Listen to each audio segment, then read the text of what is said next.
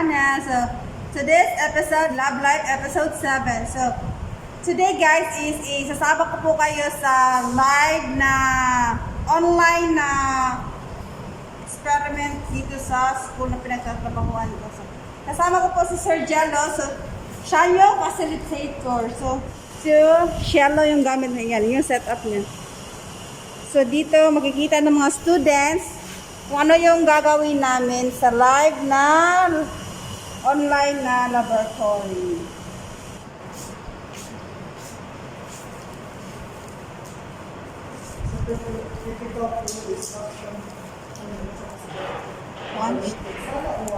So, siya opto na class ito guys.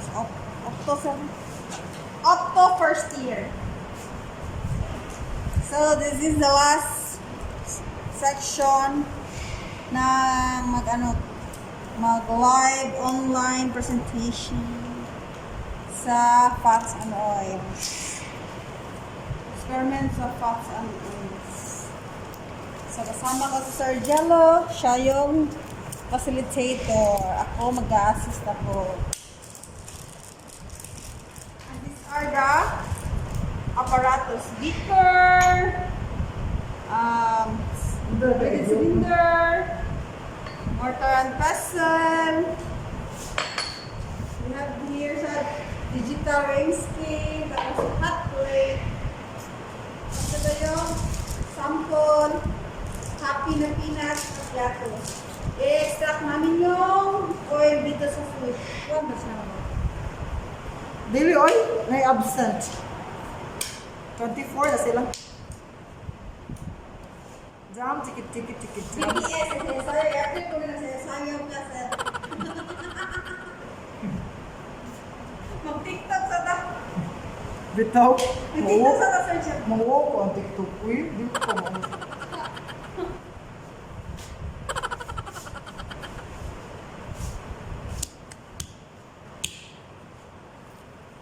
So, we're waiting for 3 o'clock. 3 o'clock pa sa start.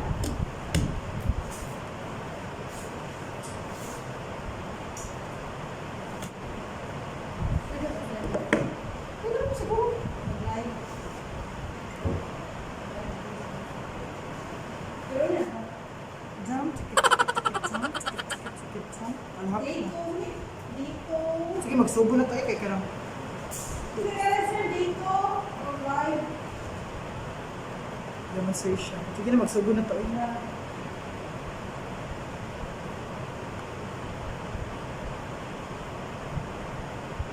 Hala? Dali lang. Hello? Hello? Can you hear me? Yes, sir. Yes, sir. Okay, sige. So, let's start no, our demonstration for today. So, like what I've mentioned to you, I will be demonstrating how do we extract fats from your foods, no? So, let's try now to calculate the amount of fats that are present in your food samples. By the way, let me resume recording this.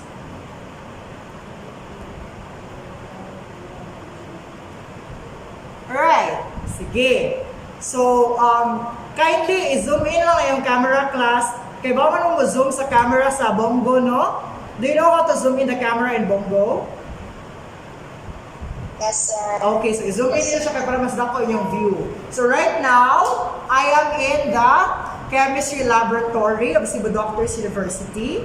So, this is the first time that we're actually doing this. We're actually, we're actually live, having live demonstration of certain experiments. Okay? So, ang atong goal for today class is very simple. So, nakakadali potato chips. No? So, ang kaning atong i-calculate karon pila ang amount sa fats na naa sa potato chips o naa sa processed nga peanuts. Okay? So how do we calculate or how do we determine the amount of fats present in these food samples? We will use what we call the technique known as solvent extraction. Okay? Remember, your fats are, unsa kay ito sila? Are they polar or non-polar? They are non-polar, correct? Therefore, ang theory behind this method is, if I try to mix this with, for example, no, ang kanya kong food, ako ni siya i-mix of non-polar solvent. So, ang katong mga liquids or katong mga fats nga naani, because they are non-polar, no, they will be extracted by the solvent or the non-polar solvent that I will be using for the experiment. So, ang mahabilin diri after extraction, kay kato ng mga polar kato ng mga polar substances. No? Do you know what I mean? So, kana, atong i-separate ang fats. And then, humatong separate, atong dito siyang timbangon para makaibaw ta kung pila nga fats ang naa diri. Is that clear? Clear so far? Ang atong goal? Hello? Yes, sir. Alright. Yes, sir. Sige. So let's start. Okay, by the way, before I proceed, let me introduce to you our laboratory technician, Ma'am Lala. So, she is assisting me for quite some time already. So, ito yung mga videos nga nakita, no? Sa laboratory. So, Ma'am Lala is part of it. Okay? So, how do we begin extraction of fats in the laboratory? No? Sige, so let's try to think like chemists right now. Okay, the first thing we need to do is we need to weigh the amount of food sample that we're gonna use. So for weighing in the laboratory, we often use your, sa mani, timbangan sa isda sa merkado, no? This is actually your top loading balance. Do you follow? So kani, no? This is what we will be using in weighing for your food sample. Okay? So, take note class, no? When weighing something in the laboratory, you don't directly place the material in the pan. Do you follow? Kaya nga naman, it will actually affect the integrity or the quality of your weighing scale.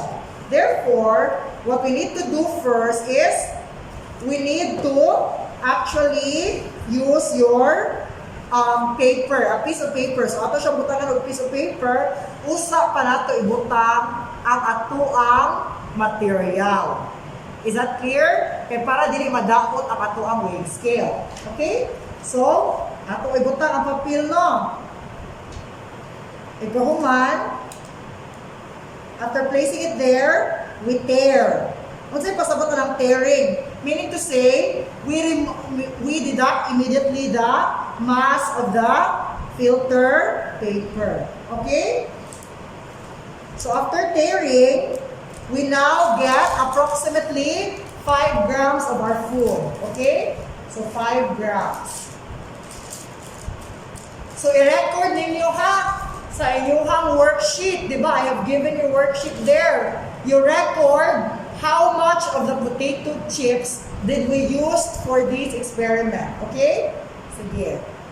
I-record ha. So, I hope that you're already having your worksheets right now. Okay? So, let's actually weigh approximately 5 grams. That's around 6 pieces. Alright. Hanap yan.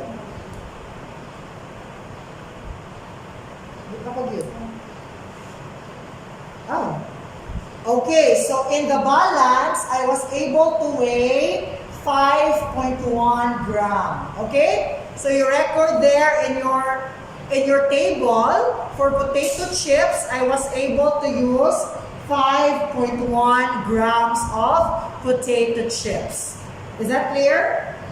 No? Kasabot class, ang atong gigamit ha, 5.1.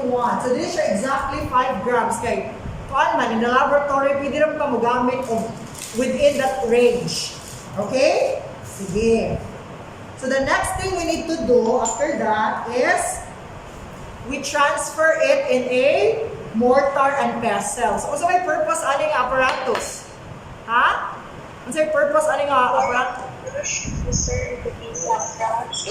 1, sir. Okay, para i-crush nato siya into pieces. Okay? So we transfer this first into your mortar and pestle. And dapat, ika-transfer nimo walay mataga. Okay? So it's already there. So let's do the same thing for your peanuts. Okay?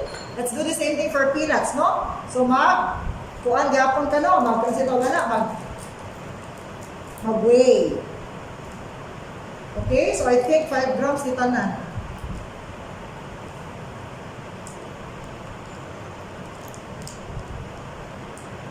Okay, record there in your notes. We use 5.2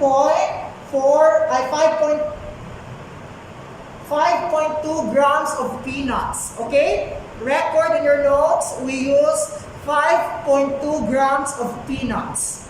Okay? So again, you transfer it into a separate mortar and pestle. Okay? So including everything. So since it's already transferred to the mortar and pestle, kung sino may sunod buhaton, we then crush it accordingly.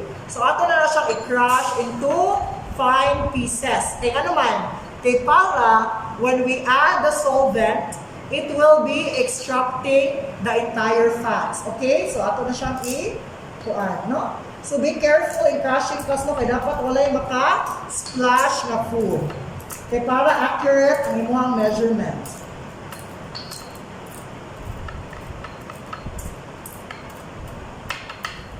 So, you don't crush it this way, ha? Mura ka nagkagod og lubi. So, inana na siya. You do it, you pound. Pounding.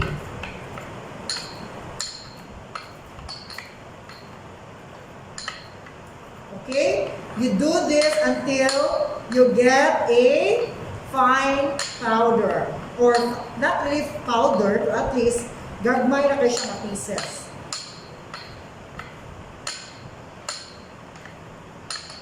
Okay, so Ma'am Lala is now crushing the peanuts for me.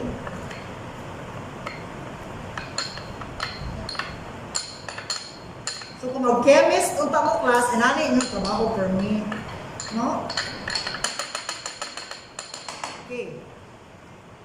Kita ninyo?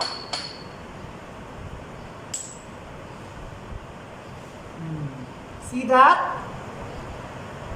That's already the crushed potato chips.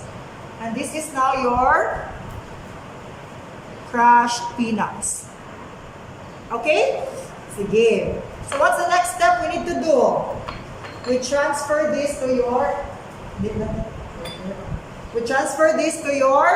Erlenmeyer flask. No? So, ato sila i-transfer individually sa mga Erlenmeyer flasks. Okay?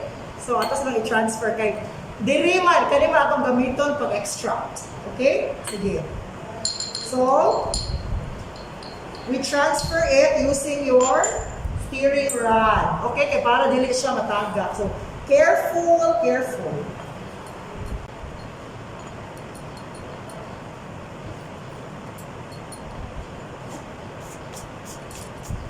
Okay? Here. So, you like that, no? You just make sure that everything is actually transferred. Okay? And do not throw dili pa rin nato hugasan ang atong mortar and pestle because as you can see there, dapat na siya mga remaining crumbs. Okay? So we will still be using this to make sure that everything is extracted. Okay? So as you can see there, I've already partially transferred now the potato chips here in my Erlenmeyer flask. Okay? So I will do the same for my peanuts. Okay? Right. So again, careful in transferring. Dili magdali din dapat.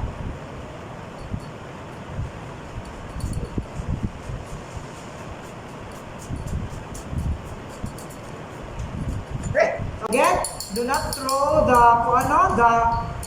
do not wash yet the mortar and pestle that you use because some of the fats might be extracted here already pagdukdok nato.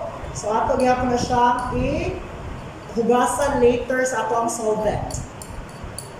Okay? Questions so far? Hello? Questions so far? Is everything clear, ladies and gentlemen? Yes, here na. Okay. So we're already here now. We have here now your potato chips and your peanuts. Okay? How do we remove the ether? Remember, your fats are non-volatile, correct? Your ether is very volatile. Therefore, we can remove this by evaporation.